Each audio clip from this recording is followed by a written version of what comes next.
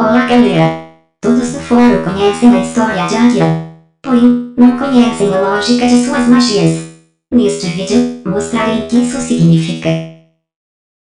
Pois bem, no universo de Anasatsuna, tudo o que existe é feito de partículas elementares.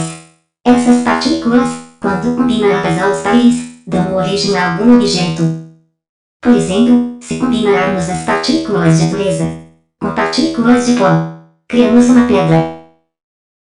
Os magos perceberam que podiam manipular essas partículas para produzir matéria.